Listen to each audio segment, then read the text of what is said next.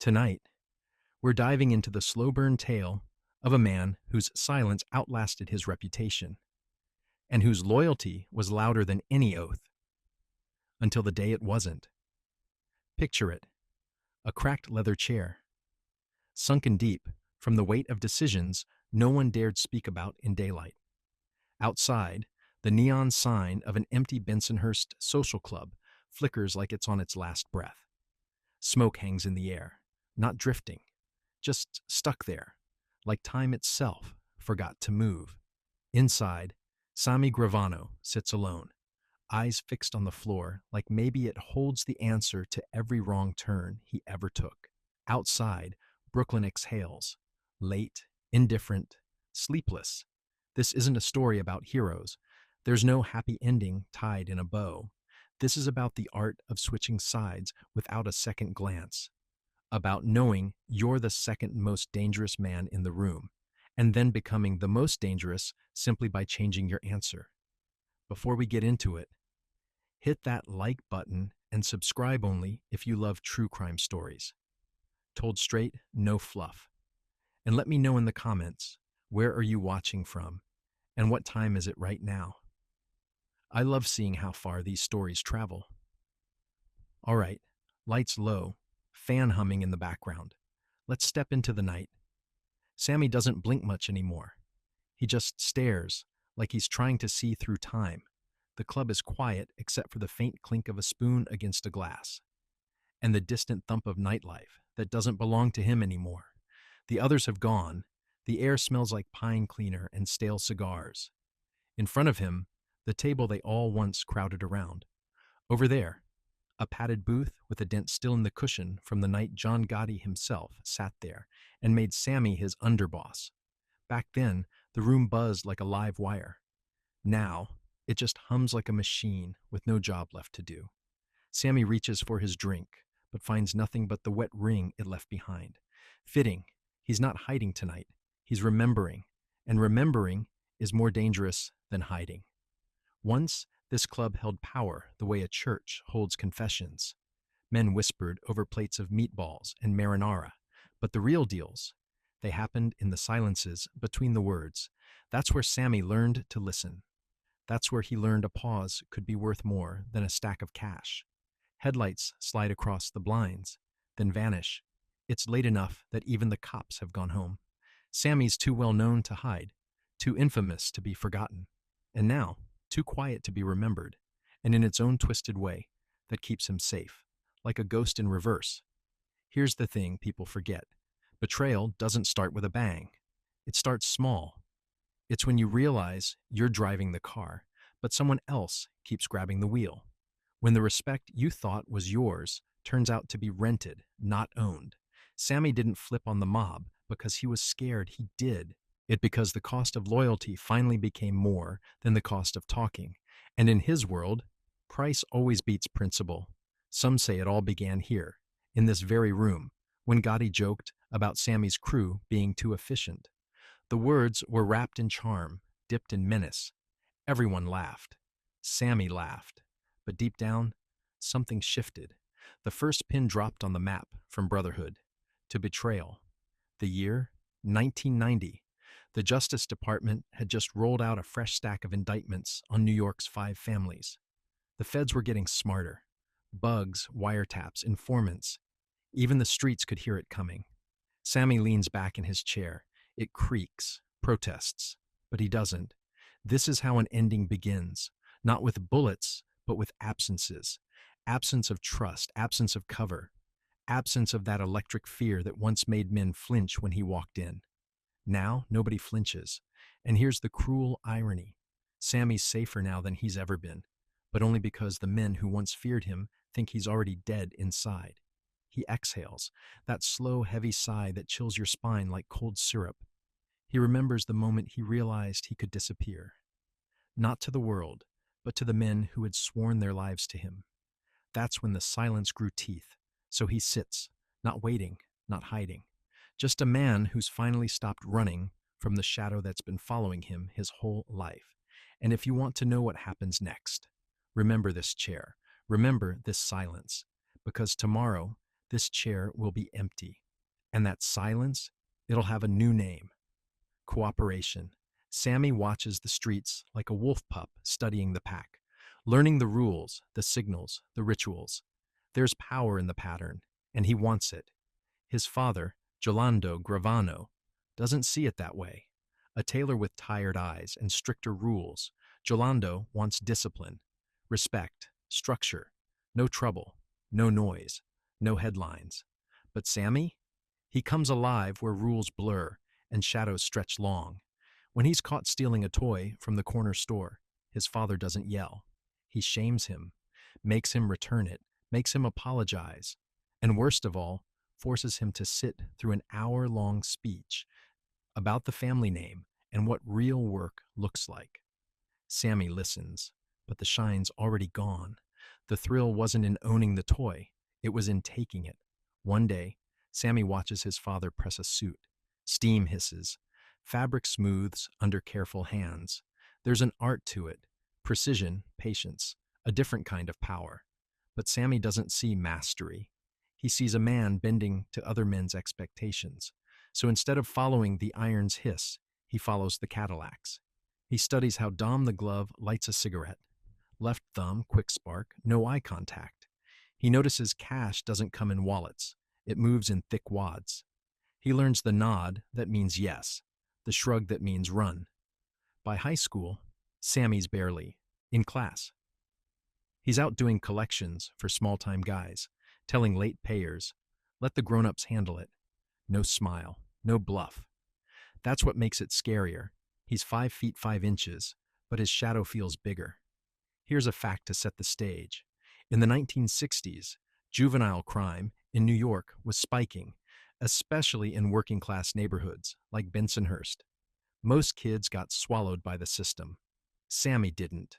He floated above it, always watching, always storing details. Brooklyn stayed the same, louder, rougher, more desperate. The players changed, but the rules didn't. Respect, silence, loyalty, or else. Sammy walked those streets with a calm that even older kids found unsettling. No posturing, no bragging, just stillness before and after violence. And that stillness? That would become his trademark, the thing that made him both trusted and feared. The first time blood hits his knuckles, it isn't planned. An alley behind the pool hall. The smell of cigarettes, garbage, and someone's dinner cooling in a foil container. The pavement's still wet from rain. Music leaks from the jukebox inside like a dying heartbeat. A push. A word about his sister. Then Sammy's knuckles meet teeth. 2 punches before someone yells. The kid bleeds, backs off, and something in Sammy clicks. He doesn't enjoy it, but he's good at it, and people notice. When he walks back into the pool hall, he doesn't have to wait for a cue stick anymore. Frankie Bottles claps him on the back. Kids got bark and bite. Sammy doesn't smile, just nods like it was owed to him all along. That fight isn't about money or turf. It's about place, territory marked not with fences, but with looks and respect. From then on, one well-timed punch speaks louder than 100 words. The neighborhood shifts around him. Younger kids nod first. Shopkeepers greet him differently. And the men in Cadillacs? They start to see him as more than just another mouthy kid. That reputation gets tested when his cousin Tommy racks up a $200 debt with a local bookie. Can't pay, won't talk. Usually, that ends with broken fingers. But Sammy steps in, walks into the back of a pizzeria with 2 20s, a fake smile, and a real promise. Give him more time. Or take it out of me. The goons laugh, but his tone makes them pause. One of them, Joey Notch, leans in and says, "You got guts, kid." From that day forward, Sammy's not just Sammy. He's Sammy the Bull. How he got that nickname depends who you ask. Some say it was that pizzeria moment. Others swear it came from a job gone wrong in Bay Ridge, where Sammy chased down a thief mid-deal, charging like a bull. Sammy himself never confirmed it. And maybe it doesn't matter, because soon the name started walking into rooms before he did. After that, his fights aren't scraps. They're statements. He becomes a guardian to the kids in his orbit. if someone needs protection, if a debt goes unpaid, if a girlfriend gets slapped by the wrong guy. Sammy steps in, sometimes with words, more often with quiet violence that leaves no room for misunderstanding. One bitter night, the cold slicing through Brooklyn like broken glass. A rival crew from Gravesend rolls onto Sammy's block, their loud, tagging walls making sure everyone hears them. Sammy doesn't wait. He grabs 3 of his boys, Richie, Paul, and Nicky, and corners the crew outside a laundromat. No weapons, just fists, just fury.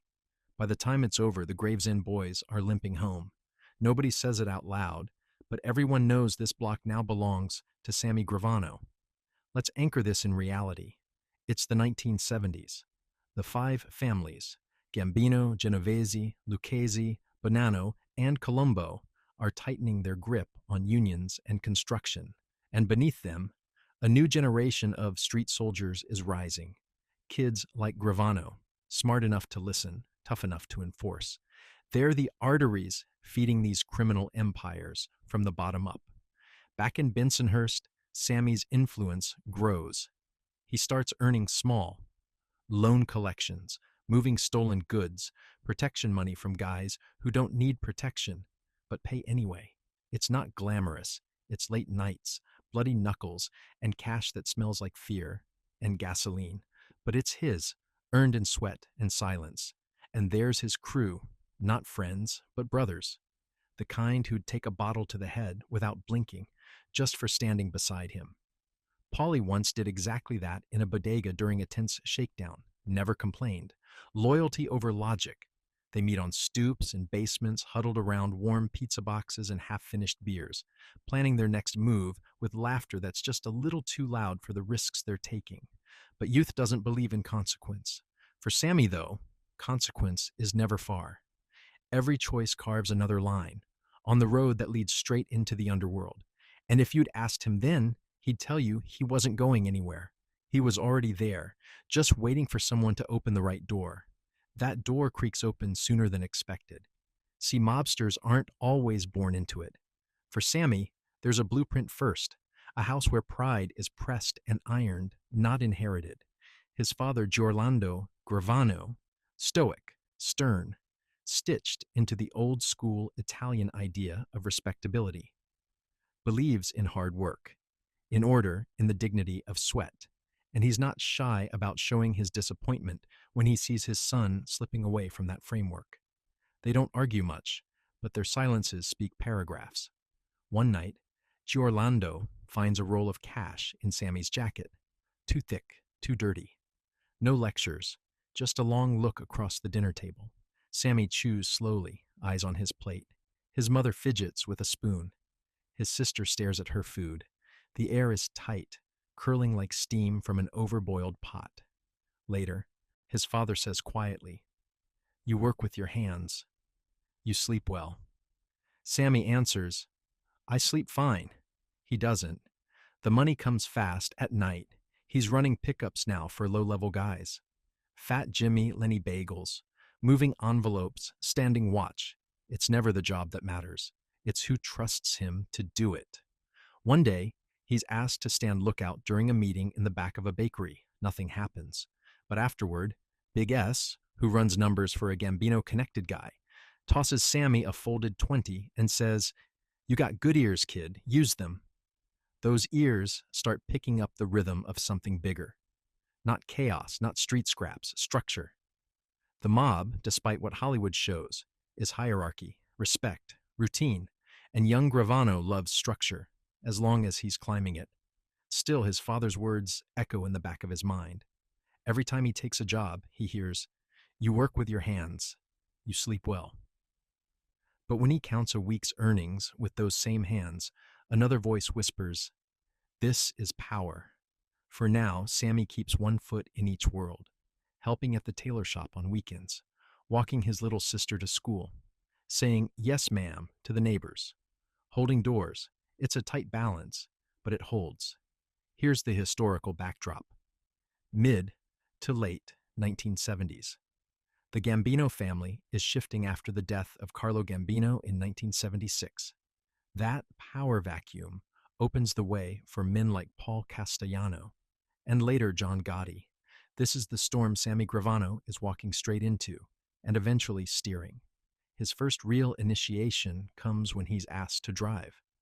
Not just anywhere. Upstate, no names, no questions. Just him, the cold air, and a duffel bag in the trunk that makes a dull, heavy thump over every bump in the road. 3 hours there, 3 hours back. No conversation, no glances. At the end of the ride, a hand pats his shoulder. You kept your eyes forward.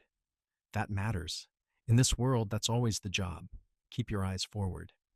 Back in Bensonhurst, he starts getting more approaches. Little things. You seen Frankie? Or, tell Tony we need him Tuesday.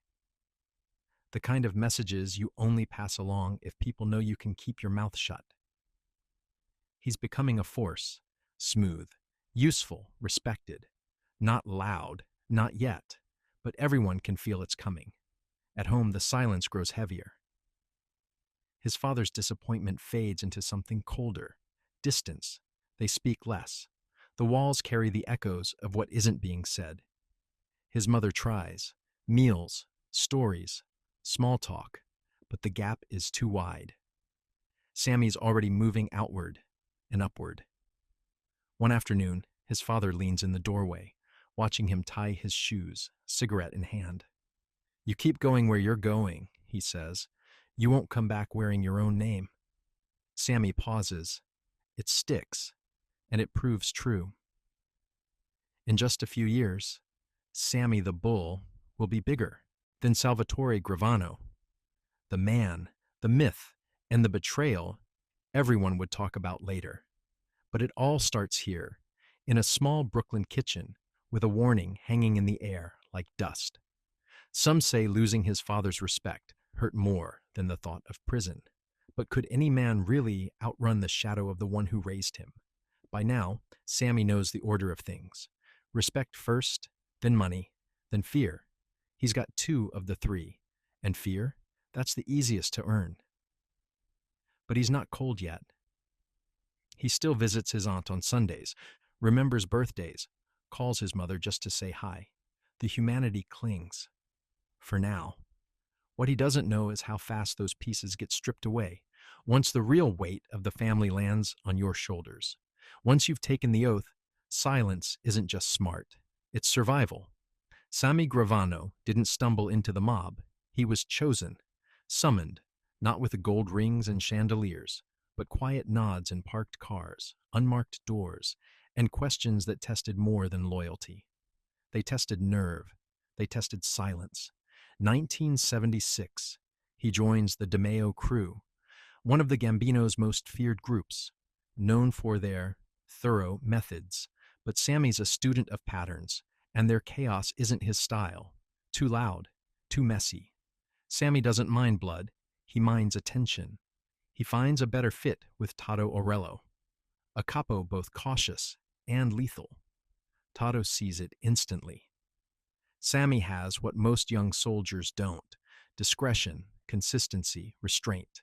He never talks about jobs he hasn't done, never lingers where he's not invited, never tries to look like he belongs. He just does. For now, it's small moves, construction jobs, envelopes, a crew of his own. Richie, good with numbers. Polly, good with fists. Tommy, good at smiling while carrying bad news. His first sit-down is in the back of a seafood joint that smells like ambition and overcooked clams. The talk is business, unions, payouts, but no one's listening to what Sammy says. They're watching how he listens. You hear good, Sammy, Tato says afterward. That's better than talking. By the late 70s, the Gambinos have nearly 500 made men, 1,000 associates. It's not a sprint, it's chess. And the bull plays like a tactician. Quiet, precise. Then the calling comes. Becoming a made man isn't joining a club. It's blood, the saint card, the prick of the finger, the vow to Cosa Nostra.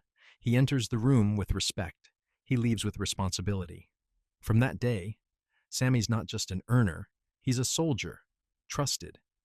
That means carrying out jobs no one writes down, hits that never get whispered about, messages that echo louder than gunfire. His first sanctioned hit is simple. A man in Queens owes too much, talks too much. Sammy doesn't ask why. He just drives, waits, walks in, and it's done. No mess, no panic. Just silence. Someone mutters a new nickname at a wake. The Undertaker. It doesn't stick. The Bull already has his brand. Back in Brooklyn, he's a fixture. Clubs, construction companies, garbage routes. All legitimate, mostly. He learns how a handshake can be worth more than a pile of cash. And here, the man and the machine start to blur. He's not flashy like Gotti will be one day. No silk suits, no pinky rings. Sammy prefers steel over sparkle, control over spectacle. And that's why his crew respects him. One story floats around. Sammy sitting across from a man who betrayed Tadu's trust. 10 minutes of silence. Then, you know what happens next, right? The man nods. That's it. He feels things, sure. Regrets sometimes. But regret slows you down. And slow men don't last in Bensonhurst. As his role grows, Sammy sees the flaws in the family's construction game. Too many hands in the pot. Too little order. He fixes it, quietly, efficiently, and catches attention. Not just Tadu's. All the way to John Gotti. But we're not there yet. Right now, Sammy's in his prime. Respected, feared, relied on.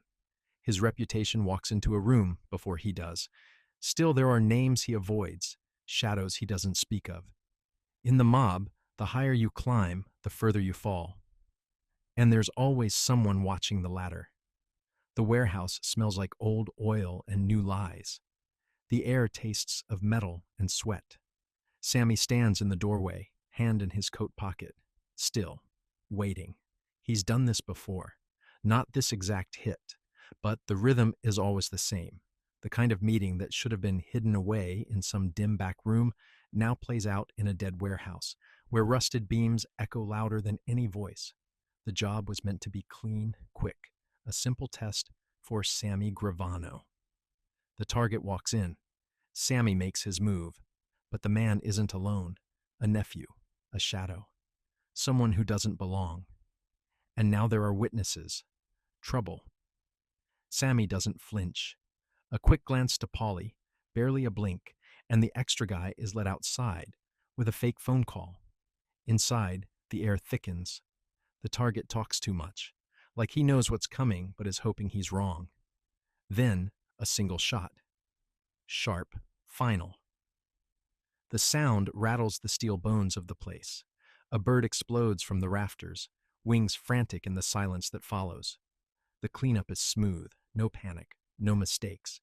And yet Sammy lingers, staring at the empty spot where the body lay. Another memory for the part of his mind that should be haunted, but never quite is. This wasn't just another hit. This was a promotion. He'd managed the unexpected. Adapted. Word spread fast. Sammy wasn't just muscle anymore. From there, his work shifted.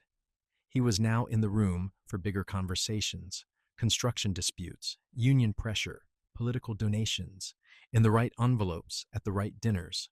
One time, a foreman started asking too many questions about missing materials and suspicious safety standards. Sammy didn't threaten him. He invited him to lunch. Over coffee, he told a quiet story about another man who'd asked too many questions. The message landed. The foreman stopped. Sammy hadn't lifted a finger. His presence alone was enough. But cracks were forming. Frankie D was drinking too much. Nicky Eyes was running his mouth in bars. Then Joey C botched a collection in Staten Island, waving a gun at the wrong man. Sammy handled it with his trademark calm. No yelling, just 2 chairs, a quiet room, and a question. You want to scare people? Show up. Do what you say. You think a gun makes you heavy? A real heavy guy never has to pull one. The 1980s construction scene in New York was chaos. Labor disputes, shady unions. The Gambinos, with Sammy in the mix, were seizing every gap. He built businesses in drywall, steel delivery, scaffolding, not as a gangster who owned companies, but as a businessman who used fear as insurance. But power changes a man. More meetings, fewer laughs, more dinners with suits, fewer nights on the street. Sometimes he'd find himself alone at a table meant for six, sipping wine, Sinatra low in the background, and remembering his father's workshop. Then the memory would fade, and Sammy would keep moving. Power, after all, walks ahead. If you want it, you walk alone. And then came John Gotti. Gotti didn't just walk into a room. He arrived. His presence was perfume, polish, and absolute confidence. Sammy was quiet, observant. They met at a social club. Gotti barely acknowledged him at first, but later leaned in. "You're the quiet type, huh?" "I don't need to be loud," Sammy replied. They started working closer. Gotti admired his efficiency. Sammy, though not a man for flash, couldn't ignore Gotti's magnetism. And when tensions with Paul Castellano, the Gambino boss, began to boil, Gotti started plotting. Castellano liked the corporate white-collar image. Gotti wanted the street's loyalty. When Castellano skipped the funeral of Gotti's mentor, Agnello della Croce, it was over. At first, Sammy wasn't sold on killing a boss. That wasn't business, that was rebellion. But Gotti made it sound like survival. Castellano had lost the street. Sammy didn't say yes. He didn't say no. And on a cold night, outside Sparks Steakhouse, Paul Castellano's reign ended in a storm of gunfire. December 16th, 1985. From a car parked nearby, John Gotti watched the scene unfold. His coat probably cost more than most weddings. The hit was clean, quick, surgical, and just like that, Gotti was boss. Sammy Gravano wasn't anywhere near the steakhouse. He didn't pull a trigger, but when Gotti took the throne, he made sure Sammy was right beside him. Real close. Soon they were inseparable. Private meetings, smoky backrooms, late-night rides through Staten Island, whispered conversations in restaurants that pretended not to hear.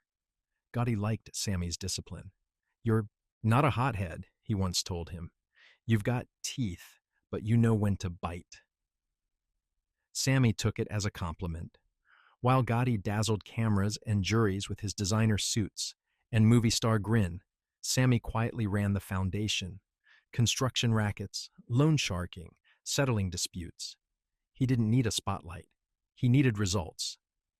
By 1986, Gravano's influence stretched across dozens of businesses, both clean and dirty, millions in contracts, total control over the Gambino family's construction empire. And yet most New Yorkers wouldn't recognize him if he passed them on the street. That's how he liked it. Gotti was the Teflon Don. Sammy was the reason the machine kept running. One smiled for the press. The other made sure the money kept flowing. Sammy remembers one night riding shotgun in Gotti's Cadillac, Sinatra low on the radio, city lights spilling across the windshield. Gotti talked about honor, loyalty, brotherhood, and Sammy thought, didn't we just kill for this? He didn't say it. In the mob, agreeing with the boss didn't always mean believing him. It meant surviving him. Gotti started calling him consigliere in private, though officially Sammy was still a capo. His influence, though, seeped into every major decision.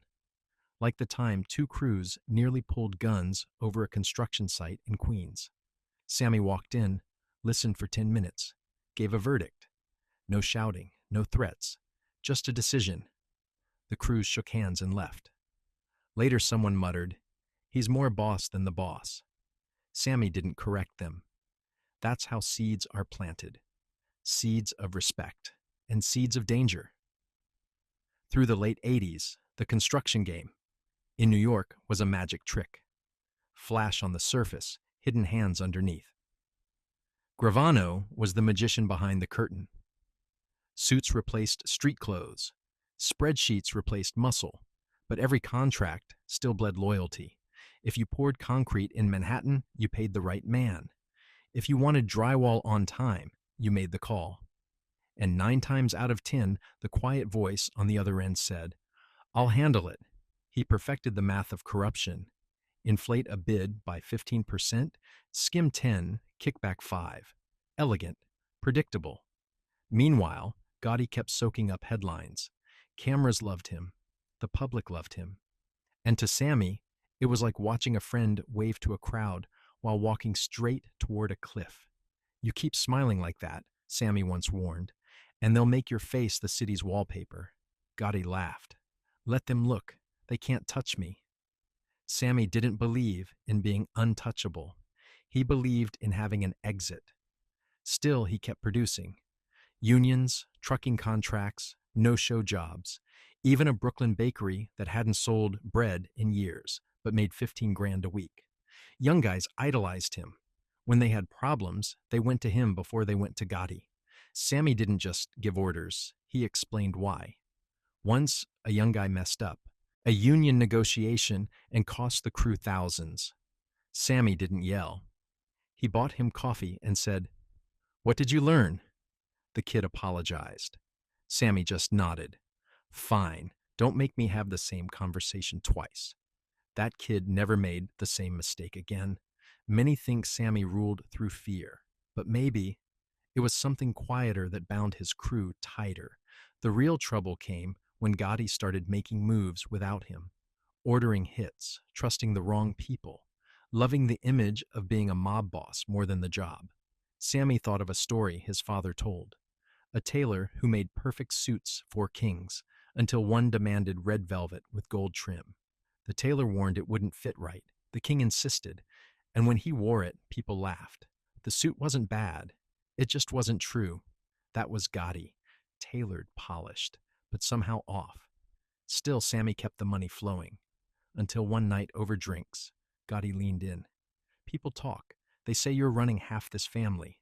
Sammy looked at his glass. "Only the half that pays the bills." A joke, kind of. Gotti smiled, but it was tight. That moment was the turn. Not an explosion. A shift. The kind you feel before a storm. The air inside the car is stale. Frank Locascio stares straight ahead, voice low. "You ever feel like he's got a lot to say when we're not in the room?" Sammy just nods. Feels like he's narrating a movie we're not invited to watch. People still argue about why Gravano flipped. They'll say it was to save himself. Maybe that's part of it, but here's the truth. When the man you built an empire with starts building it without you, what's left to be loyal to? Sammy has always preached the same gospel. Keep quiet, stay in the shadows. Let the other guy take the spotlight. But now, it's the spotlight that's killing them. So Gravano pulls back. No more hanging around social clubs just to be seen. No more construction site drop-ins. He starts sending middlemen, switching cars, keeping his name off the paperwork. His instincts are razor sharp, but the problem is still growing. The FBI is getting bolder. Their files are thickening. Every conversation becomes another brick in the wall they're building around the Gambino family. And Gotti? He keeps talking. One afternoon, after a meeting in the Ravenite back room, Gotti leans over. "They can't touch us. They've been trying for years." Sammy just lights a cigarette, watches the tip glow. "They don't have to touch us," he says. "They just have to watch us long enough." He's right. The indictments hit hard.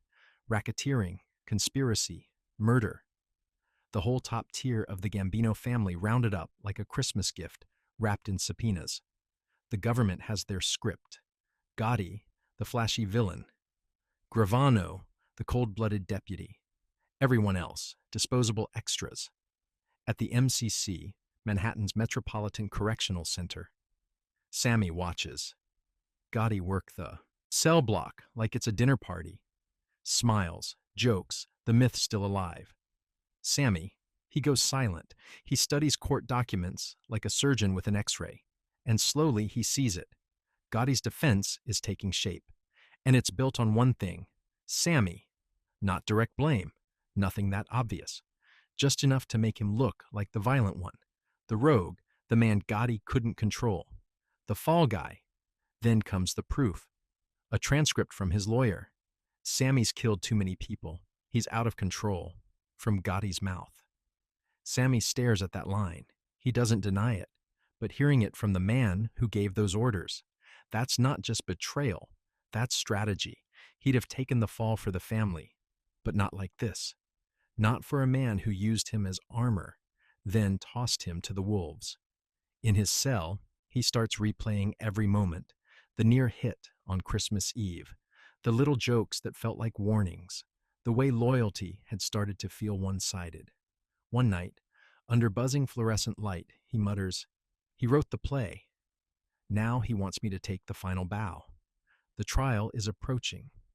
The FBI's case is thick, layered, theatrical. And Gotti's team is already planting the seeds. Gravano acted alone. Gravano was uncontrollable. Gravano was the villain with the dirtiest hands. Then comes the sit-down. In a holding room, Gotti smiles like they're just passing time. "This trial's all smoke," he says. "They got nothing. We keep quiet, we walk out kings." Sammy doesn't bite. "They twist what they hear," he says, "not what they imagine." Gotti waves it off. "They need a villain. Let them try." Many people say this was the turning point. The moment Gravano knew the only loyalty left in the room was his own. 2 days later, his lawyer brings word. The government wants to talk. Not just about testimony, about cooperation. Sammy doesn't say yes, doesn't say no. He asks for a meeting. No lawyers, just facts. In a federal interview room, they start asking questions. He corrects their dates, their names, their timelines. And without notes, he starts telling them everything, his truth. He leaves without a deal. But something inside has shifted. Loyalty doesn't mean what it used to. It's just a costume people wear to meetings and take off in court. So he goes back, not to Gotti, but to the agents. This time, he agrees.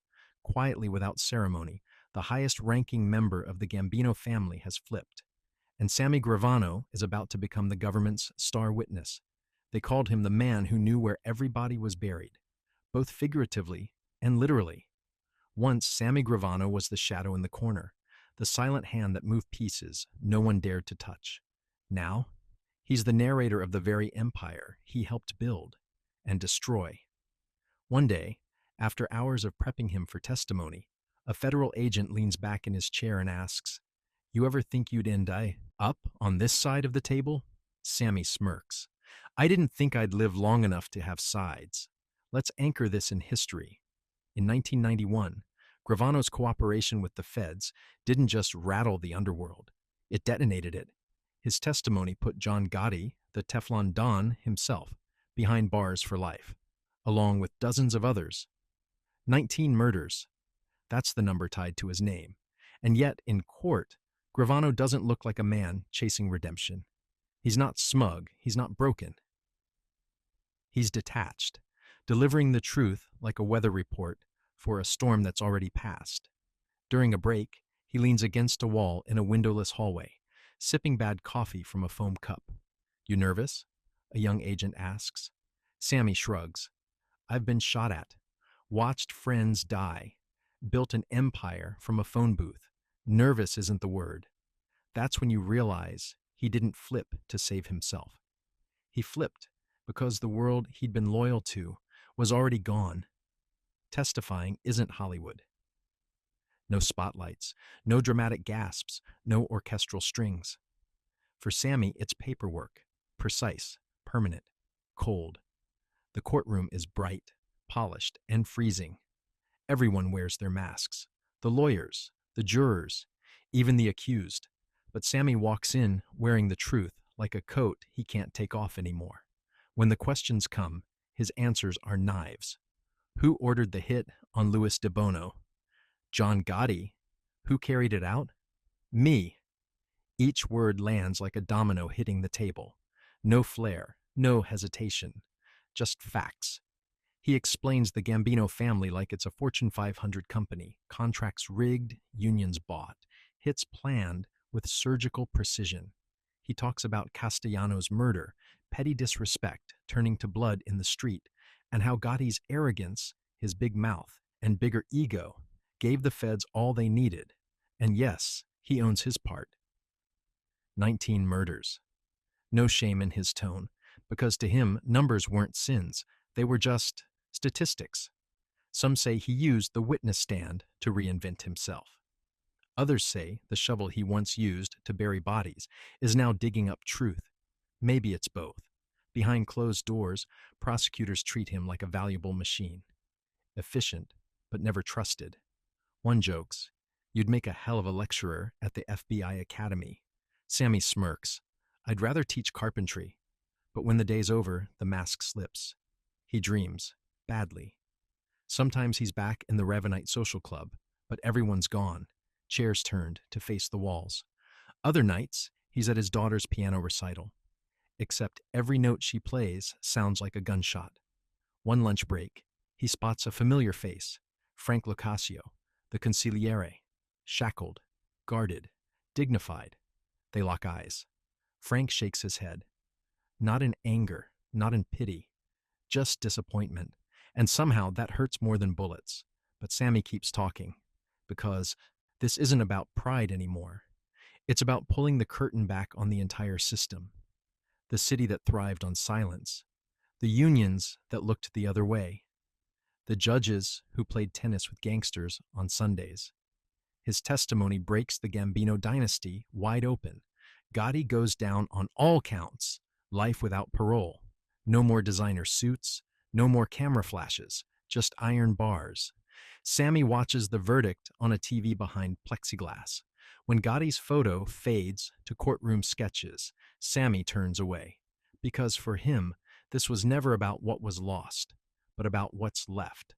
Witness protection isn't freedom. It's erasure. Gravano trades his name for a fake one. Staten Island for some beige suburb in the Southwest. They give him a fake job, fake ID, even a fake dentist. The underboss who once ruled the streets now disappears into strip malls and dust storms. Nothing about this new life feels real. Not the beige apartment. Not the friendly but forgettable neighbors.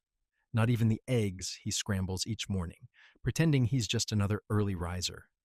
There's no ceremony, no applause, no medal for dismantling an empire. Just a silence so heavy, it seems to echo in the corners of his rented kitchen. And in that silence, he misses things he never thought he would. The weight of a good wool coat in winter. The smell of street meat on a freezing Manhattan night. The familiar nod from a man who could have ended him, but didn't. Suburbia has no danger, and without danger, Sammy Gravano feels less alive. They tell him, lay low, adjust, blend in.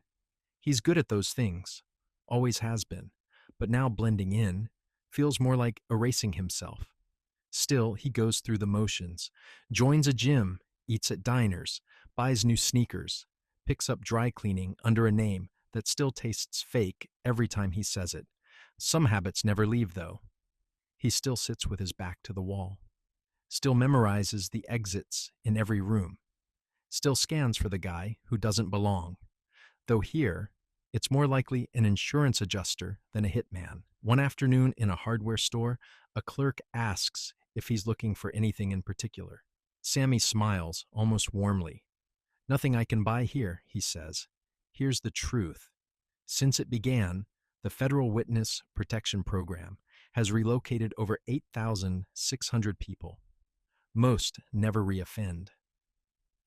But Sammy Gravano, he's an outlier. Even here, in this carefully constructed mirage of safety, something inside him refuses to be still. At night, he writes, not for anyone else, just for himself. Names, moments, little pieces of the man he used to be. He says he's not nostalgic. Maybe he's lying. Maybe he's just trying to stay whole. The FBI still checks in. Stay off the grid. Don't call old friends. Don't revisit old habits. Above all, don't be interesting. But Sammy Gravano has never been good at uninteresting. He watches the news. His name fades from the headlines. John Gotti dies in 2002, cancer behind bars. A whisper compared to the thunder they once were. Still no peace, because peace for Gravano was never in hiding. It was in purpose. Here, even the coffee tastes like an apology. One evening, he sits in a plastic chair, staring at a strip of gravel that passes for a backyard. The Arizona sunset bleeds like cheap watercolors. A neighbor's sprinkler hisses.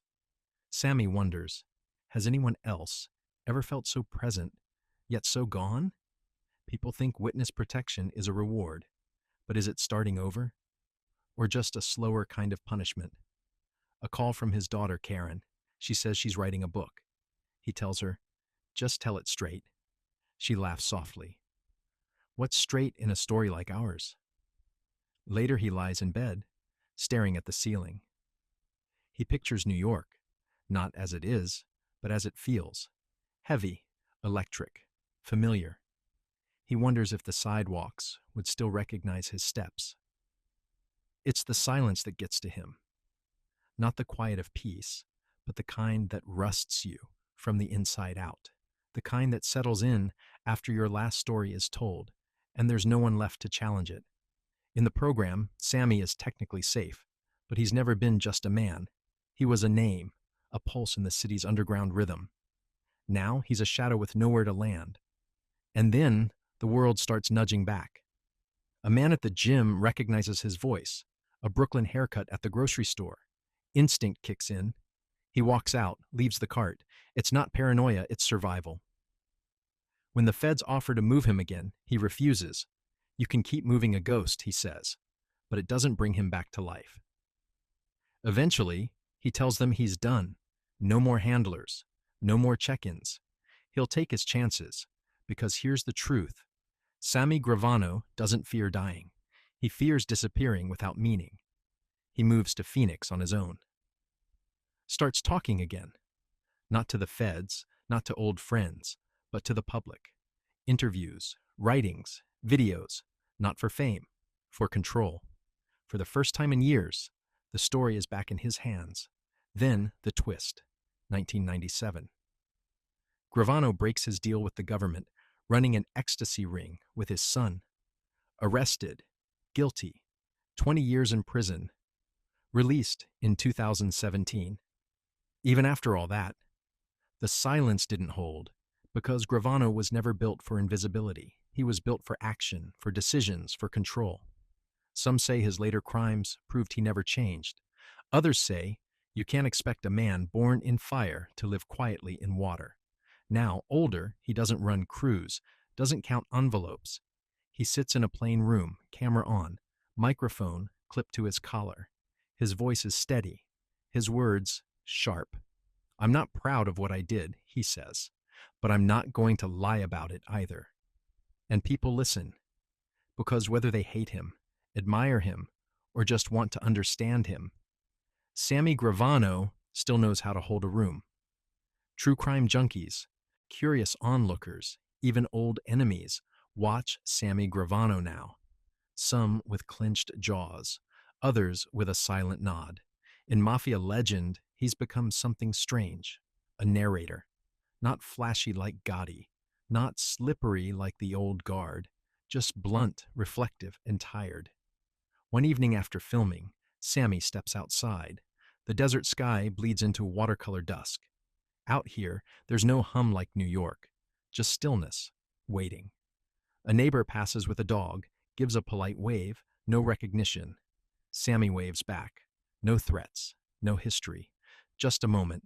And yet, his hand closes around the keys in his pocket tight. Not from fear, not regret, just readiness. Because Sammy knows. Silence doesn't mean peace, it means pause. Morning in Phoenix comes without drama. The sun slides up behind stucco rooftops and faded lawn flamingos. Sammy wakes early, the same way he used to before a hit. A meeting or a drop. Alert. Already thinking. Eggs. Plain. Dry toast. Black coffee in a chipped mug. The old ceiling fan hums like it knows to keep quiet.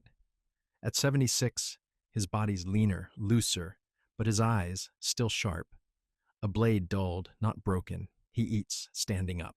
Sitting invites thought, and thought circles back to names, nights, and noises that never leave. Today is different. Today, he's already decided. The burner phone's number is written on the back of a takeout menu. It rings twice. A voice, soft, cautious. Yeah, it's me. Pause. Another pause. They agree to meet. A public park. Midday.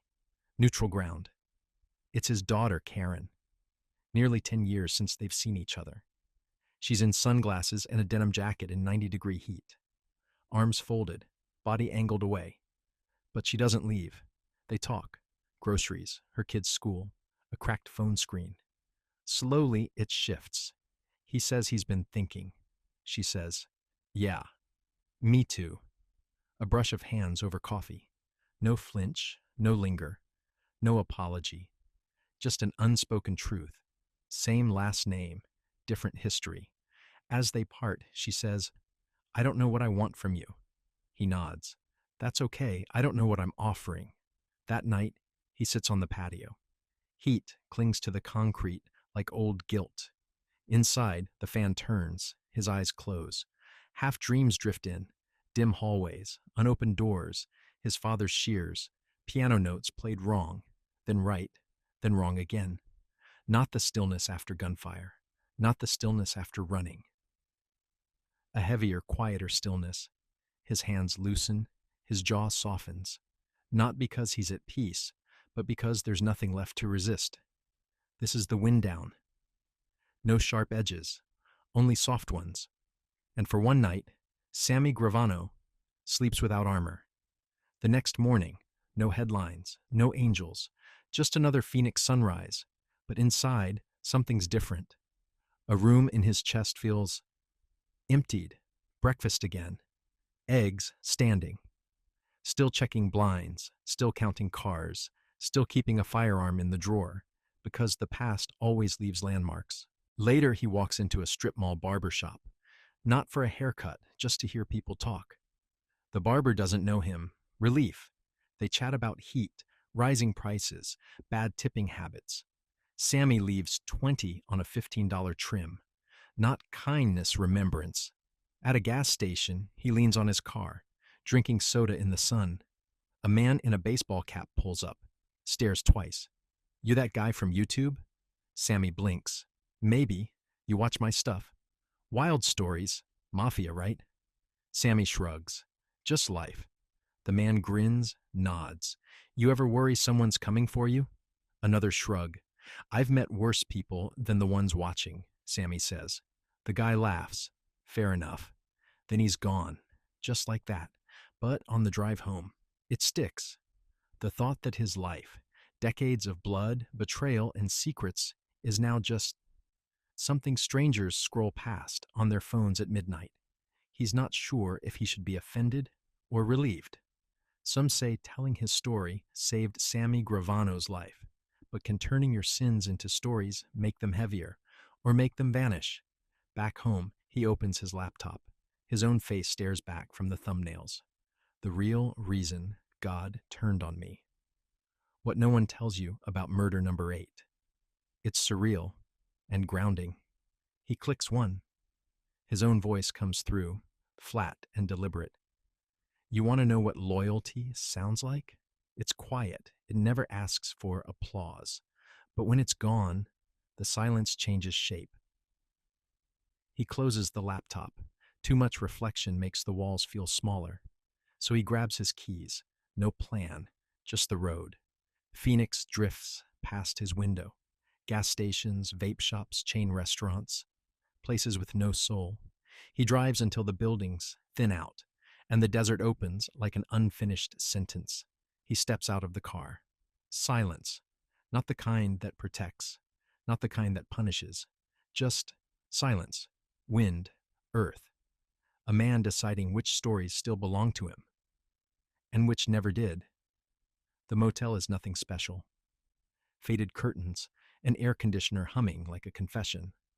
Sammy checks in under a name that doesn't matter, peels off small bills that still feel stolen.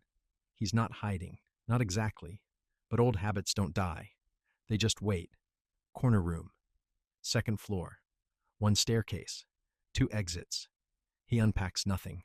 TV stays off. Ice bucket untouched. This isn't a place to sleep. It's a place to think. For weeks, there's been that itch. At first, just a whisper. Now louder, someone's watching him. Not the YouTube kind of watching, the other kind. A car parked across from his house too long. A man who bought coffee but never drank it. A package with no return address, just a single S penciled on top. Coincidence? Maybe. But in Sammy Gravano's world, coincidence is a luxury you don't believe in. So he waits. Third night, 2:13 a.m. 3 knocks. Too soft for hotel staff. Too exact for a drunk. He slides the 38 from under the pillow. Waits. No second knock. Footsteps fade. Car door shuts. Tires crunch away. Next morning, he checks out without a word. Drives through Phoenix again, the sun turning windshields into mirrors. In them, for a split second, he sees himself. 20 years younger. Sharp suit. Hard eyes. No hesitation. People think witness protection ended the story. But what if it only paused it? What happens when the past knocks again? He finds himself parked outside a gym. Not his gym, but he knows who owns it. An old acquaintance, once tied to someone who owed Sammy favors back in '89. Word is, the guy's been talking to the wrong people, whispering names he never earned the right to say. Sammy doesn't get out. He just watches. Tracks license plates, notes patterns, old instincts clicking into place. Back home that night, he sits at the kitchen table. A spiral notebook lies open, filled with names, sketches, half-sentences that could be chapters or confessions. On a clean page, he writes, "The weight of survival is heavier than the weight of sin." He stares at it, then closes the book. Some things aren't for paper. They're for understanding. That night, he doesn't sleep. Just sits in the dark, breathing slow, listening to the refrigerator hum like someone clearing their throat, like something's about to begin. Sammy Gravano never feared mirrors, only what they forget to reflect. And this morning, the man in the mirror isn't afraid. He isn't regretful. He's paused, like the moment before a storm when the trees stiffen and the birds vanish. He buttons his shirt. No gold chains now, no pinky rings, no double-breasted suits, but he still wears himself like armor. He has a meeting, not a mob sit down, not anymore. This one's with the feds. They'd reached out weeks ago, an agent named Russo. Young, smart, offering him a different role, consultation, strategy, a crash course in modern criminal structure. At first, Sammy laughed. "You want me to guest lecture?" Russo shrugged. "You've taught more than most professors. You just had a bigger body count." Sammy didn't say yes, but he didn't say no, because part of him misses the game, the moves, the reads, the secrets no one else in the room knows. So today, he walks into a modest downtown building. His name badge reads, S. Gravano, Consultant, coffee on the table, whiteboard covered in arrows and buzzwords. Half a dozen agents watching him with polite caution. And just like the old days, Sammy Gravano knows the room belongs to him. He nods, barely says a word, then starts. "You're thinking about gangs like they're machines," he says. "They're not. They're ecosystems. You can't just shut them down. You have to poison the trust that keeps them alive." The room is silent. Pens scribble. One young agent asks, "So how did your crew talk without phones?" Sammy smirks. "By knowing when not to." Most people think Sammy Gravano should have disappeared quietly, live out his last years in silence. But the truth is, some legacies won't let you walk away. They shape themselves, whether you like it or not. After the session, a younger agent catches him at the elevator. "You ever think about writing all this down?" "I think about a lot of things." "Why not publish it? Straight from you." Sammy steps inside, presses the button, and looks back. "Because what's real for me would get most people killed." The door's shut. When he gets home, there's a missed call on his burner. No message, just the same private number that's rung 3 times in 2 weeks. He doesn't pick up, not out of fear, but because he knows the caller doesn't need him to answer. They just want him to know they're still out there. That night, restless, he opens his old notebook, pages covered in names, scratched out and rewritten. At the bottom of one page, in neat handwriting, "A voice is a weapon if you use it right." He flips the page and starts writing something new. Not about hits, not about heists, about the years after, the gray zone between who he was and who he's still figuring out how to be. An hour passes, maybe more. Before bed, he records a short voice memo. "If I don't wake up tomorrow, I want someone to know I remembered everything, not for revenge, not for remorse, just because forgetting never suited me." He hides the recording away, alone but not unfinished, because even now, long after the family fell, after loyalty was traded for freedom, something in Sammy keeps trying to build. Not an empire, not forgiveness, but understanding. And maybe that's the last racket worth running. The desert wears everything down: cars, bones, memories. Even Sammy. He walks every morning now, just around the block. Enough to remind his legs they once ran with purpose. Neighbors nod. A few wave. Most don't know who he is. Some do, and pretend they don't. He doesn't care. He's not here to be seen. He's here to last. No phone, no gun. He's tired of carrying the past on both hips. He notices small things again. Birds nesting under eaves, the flicker of grocery store lights, the sharp silence before sprinklers kick in. That kind of stillness used to make him reach for a cigarette or a trigger. Now he just breathes. Until the letter comes. No return address. Just his real name, written by someone who knew him before the noise. Inside, you think they've all forgotten. Some of us remember too well. No signature. He burns it, not in fear but as ritual. He's done answering ghosts. Still. That night he can't sleep. He sits on the edge of his bed, staring into the dark. Staten Island safe houses. The smell of mildew and beer. Marble courthouse floors. Names the world forgot. Johnny, Mikey, Polly, Richie, Dom, Frankie, Louie. Some buried, some murdered, some still haunting his dreams. At 3:15 a.m., he finds himself standing in the hallway. No memory of getting there. Notebook in hand. A blank page. One word. Enough. But can you really quit when the whole game lives inside your memory? The next morning, he calls his daughter. They don't talk much, but lately it's been better. "I got something you might want," he says. "What is it?" "My story. Not the ones they printed. Mine." "Is it a confession or a warning?" "Neither. It's a record. For when I'm not here." She just says, "Okay." Later he copies the notebook by hand. No computers, no backups, just ink. He seals it in an envelope. For Karen. Hides it in the back of his closet behind sweaters and boxes. Not ready to send it, but ready for it to exist. That night he cooks dinner. Real dinner. Pasta, garlic bread, salad. Sets the table like someone might join him. Eats slow. Just the sound of utensils and the creak of settling floorboards. After coffee, he steps outside. No plan, no agenda. Just a man under a sky smeared with stars. Listening. The next day starts with a knock. 3 soft taps, familiar. When he opens the door, there's no gun, no badge. Just a man in his early 30s. Crisp shirt. Quiet intensity. "I'm Michael," he says. "I spoke to your daughter. She told me you've got something worth preserving." Sammy studies him. No arrogance, no fake respect. Just real curiosity. "Come in," Sammy says. They sit at the kitchen table. No cameras, no notes.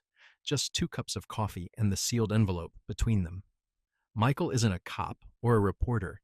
He's part of a private oral history project, capturing the untold edges of 20th century crime.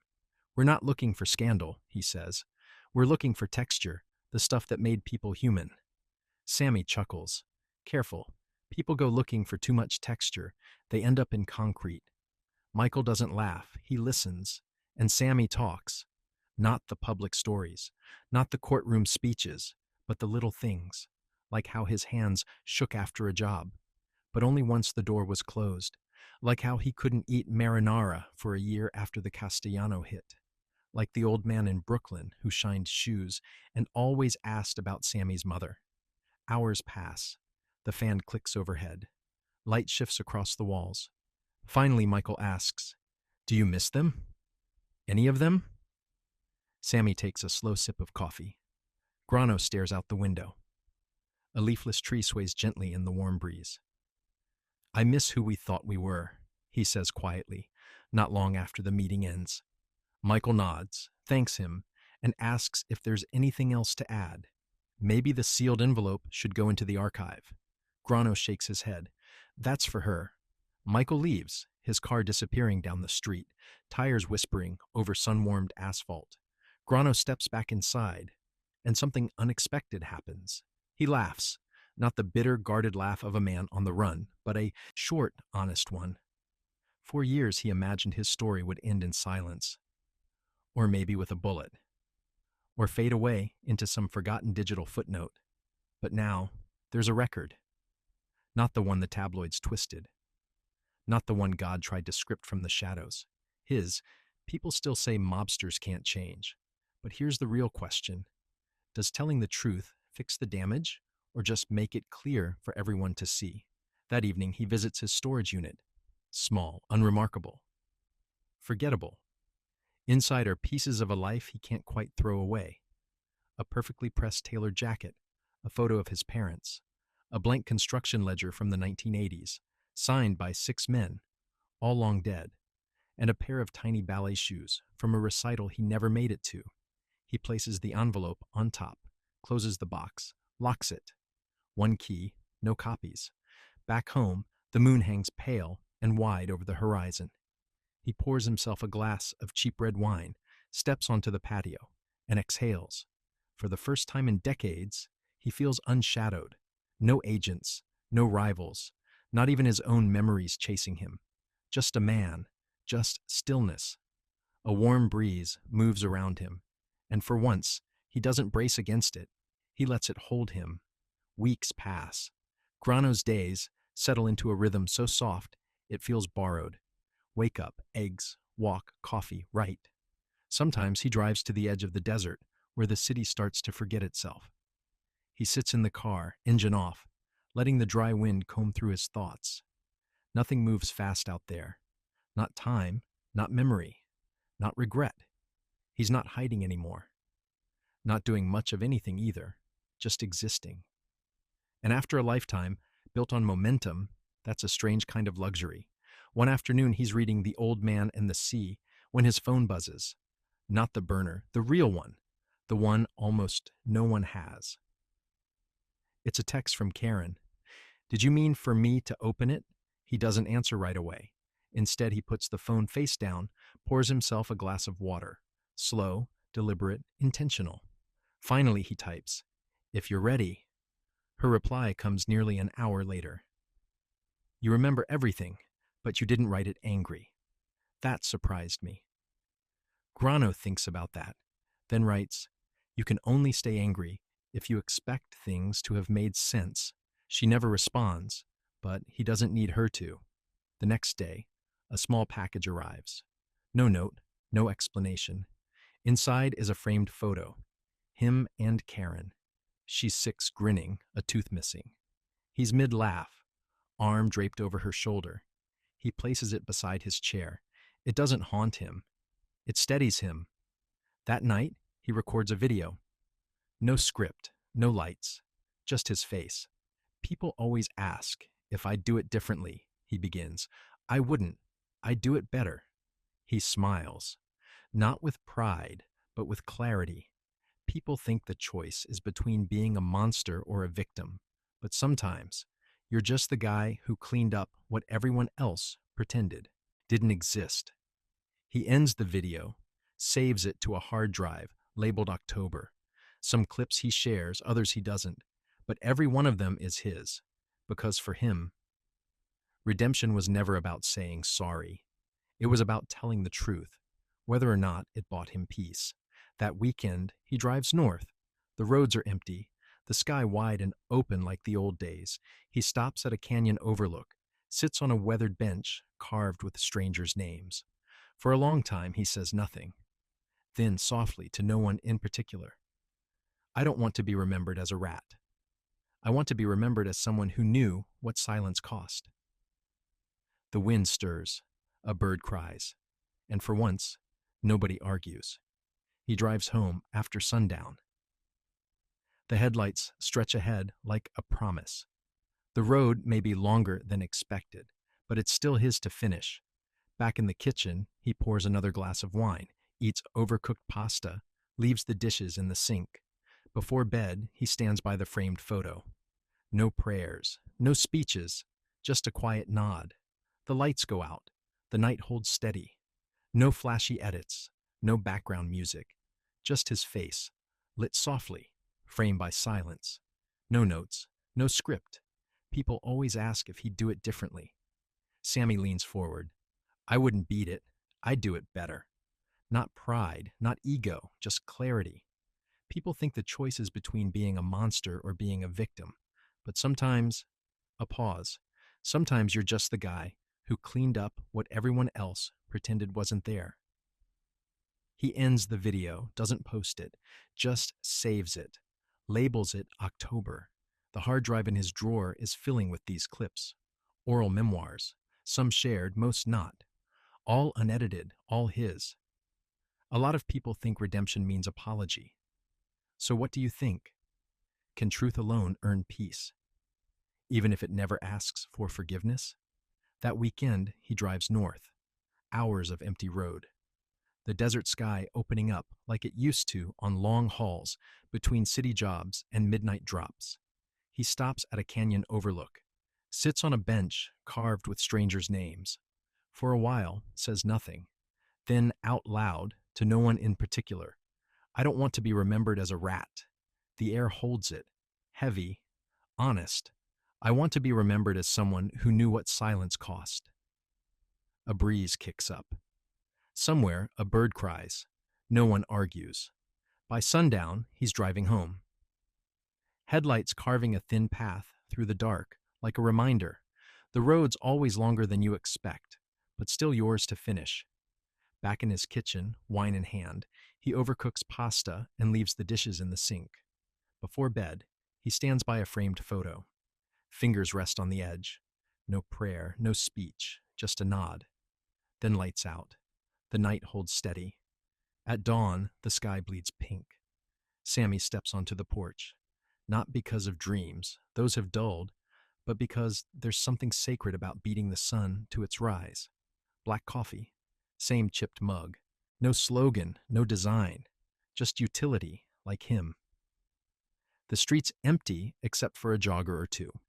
Earbuds in, running from calories, not enemies. Sammy watches the sun crest the neighbor's roof, thinking about how mornings always show up, whether you're ready or not. Lately, he's been ready. He started visiting a nearby community center. No one there knows who he is. Some think he's retired military. Others think he teaches poetry. He doesn't correct them. There's a chessboard in the corner. He never played before. Too slow, too many rules. But now it fascinates him. Thinking 6 moves ahead, knowing one bad choice, early, can make the rest of the game inevitable. A 15-year-old kid there plays like a killer. Sammy's lost to him 6 times. You are probably good at other things, the kid grins. Sammy chuckles. You'd be surprised. He keeps coming back. Not for the chess, for the rhythm, the structure, the reminder that you don't have to repeat the same move twice. Let's pause for a fact check. Sammy Gravano is still one of the most controversial figures in organized crime history. He flipped, testified, then reoffended. Depending on who you ask, that makes him either complex or convenient. But here he's just a man learning from a teenager with better strategy. After a longer match, 22 moves this time, Sammy asks the kid, how do you know when it's over? The kid thinks. In chess? In anything? When you stop thinking about how to fix it, when the next move just makes it worse. Sammy nods. Smart. That night, he writes it down. October. Karen smiled. Burned letter to peace. Sunrise 6:12 a.m. Felt real. He never planned to track peace like parole, but maybe this is his kind of accountability. Still, shadows linger. One evening, a news alert. An old associate, dead in Jersey. Natural causes, but the name stirs something deep. He stares at the obituary photo, then closes the tab. Outside, Arizona's stars are sharper than Brooklyn's ever were. Cold, clear, unbothered by history. He thinks about the names, the ones buried wrong, the kids who never knew why Christmas always felt strange. Some say Sammy sees himself as the last man standing. But if your story outlives everyone else's, does that make you wise or just left behind? He doesn't answer, not even to himself. I'm still here, he whispers. Not proud, not afraid, just present. And for tonight, that's enough. The silence follows him. Not heavy, just constant, like water pressure around a swimmer used to the current. These days he spends time in a dusty little bookstore on the east side of town. The woman at the counter doesn't ask questions. He likes that. He avoids the crime section, no mob books. Instead, biographies, explorers, exiles, pilots who went down in oceans, presidents who aged too fast. He reads in the back corner. No one recognizes him. And still, he chooses the seat facing the door. One afternoon, the woman asks what he's reading. He holds up a copy of Into the Wild. Nothing flashy, just his face in soft light. No notes, no script. People always ask if I would do it differently. He begins. I would not do it the same. I would do it better. He smiles, not with pride, but with clarity. See, people think the choice is between being a monster or being a victim. But sometimes, you're just the one who cleaned up, what others pretended not to see. He ends the video. He does not upload it. He saves it. Labels it October.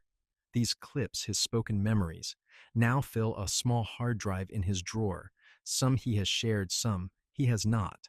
But they are all his unedited and real. Many people still think redemption means apology.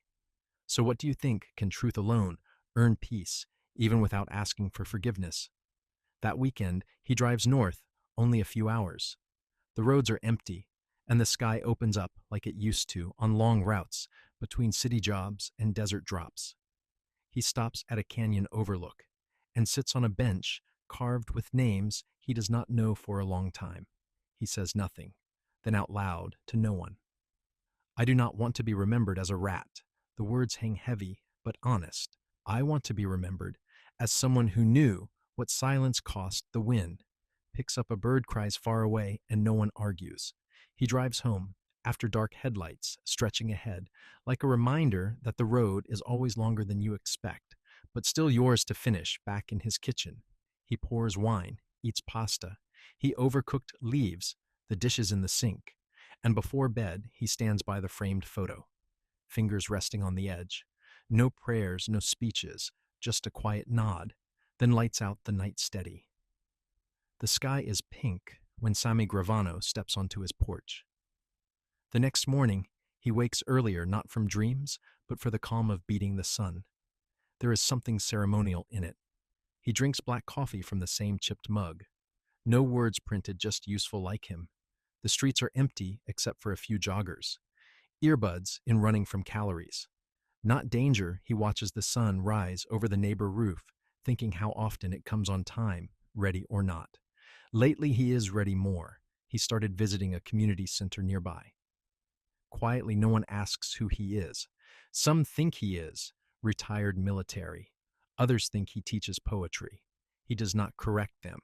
There is a chessboard in the corner. He never learned in his youth. Too slow, too many rules. But now it draws him how people plan. 6 moves ahead, how one bad choice. Early can shape the whole game. He is not great, but he learns a boy. There may be 15 plays fast and smart. They have played 6 times. Sammy has never won. You were good at other things. The boy says. Sammy laughs. You would be surprised. He comes back each week. Not for chess, but for rhythm and structure. The idea that a move once made does not have to be repeated. Sammy remains one of the most debated figures in organized crime history. His choice to flip to testify and to later offend again makes a picture too complex or too simple, depending on who paints it. But here, that does not matter. Here he is just a man, learning from a boy with better moves. One afternoon, after a long match, he lasts 22 moves. He asks the boy what makes, it is over. The boy says in chess or anything, it is when you stop thinking how to fix it, when you know the next move only makes it worse. Sammy nods smart that night. He writes it down in a smaller notebook, more like a diary inside. Our short notes, October. Karen smiled, burned, letter to peace, sunrise. 612 felt real. He never meant to track peace, but maybe this is his way of being accountable. Still not all is calm one night. A news story appears. An old associate dead in Jersey. Natural causes, but the name stirs something in him. He stares at the photo, then closes the tab, and goes outside. He looks at the Arizona stars, cold and clear, not caring about history. He thinks of the names still out there, and the ones buried wrong, and the kids who never knew why. Christmas felt off. Some think he sees himself as the last man standing. So what do you think if your story outlives the rest? Does that make you wise, or just left? He does not answer. He finishes his wine, wraps in a blanket, listens to the desert hum, and whispers, I am still here, just 3 words, not proud, not afraid, just present, and for tonight enough. There is a silence that stays even after talk ends. He is used to it, the way quiet presses in when the past runs out of new things. He moves through it like a swimmer with the current now. His routine includes a dusty bookstore on the east side. Not big, not busy, the woman there knows her books and does not ask questions. He avoids crime books. He reads about explorers, exiles, pilots, and leaders who age too fast. He can sit for hours and no one notices, but he still takes the seat facing the door one day. She asks what he is reading. He holds up Into the Wild. She smiles and says she saw him light. No punctuation, that is how he writes now, as if the end should stay open. Many think men like him cannot be soft. So what do you think? Can decades of steel fold into something gentle, or do the scars still press from the inside? The next morning, he plays chess with the boy. Same hoodie, same grin. Sammy uses a trick, sacrifices a piece, and wins. The boy calls it sneaky. Sammy says, you think I got this old without losing on purpose. Sometimes the boy laughs and calls him good. Sammy says, just patient. He walks home slower but lighter. No need to be the toughest, just the one still thinking at home. He opens a box from the closet inside, our ballet shoes and a sealed envelope. He reads the letter inside, then tears it in half, not from shame, but because it has been said it does not need to live in a box. He puts the shoes back, keeps the photo, and does not lock the box. Some endings are not loud, they fold into the quiet. Sammy sits on his porch in dusk under a blanket, the air warm, earned. He watches the light fade, no shadows to outrun a dog. Barks far away. A sprinkler ticks a kid bikes. One passed not knowing he passed one of the most feared men from Brooklyn. And Sammy does not mind. Obscurity is mercy. The next day, he gets a letter on paper from a man in New York whose father had a no-show job for Sammy in the 80s. It says we had Christmas because of your racket, and I still do not know how to feel about that. Sammy folds it and puts it in a Hemingway book, The Sun Also Rises. That afternoon, he meets Karen. She brings a box of old tapes interviews from before the courtroom. She says, maybe you want these. He says, maybe, or maybe they have done enough. They eat in silence. She says, you talk slower now. He says, not rushing means you hear better. She asks if he wishes he had done that sooner. He says no, because then he did not want to hear himself that night. Sammy writes, truth does not undo anything, but it asks less of your sleep. He closes the notebook, leaves it by the others. No label Karen will know. Later in the dark, he hears a knock. No one is there, just night. And that feeling that part of him never left New York. It lives in the space between who he was and who he chose not to be anymore. Some think he escaped judgment. So what do you think if you carry your past long enough? Is it penance or just waiting? He does not answer. He makes tea, sits by the window, and watches a world that no longer needs him. And that is finally okay. Heat, heat, heat, heat.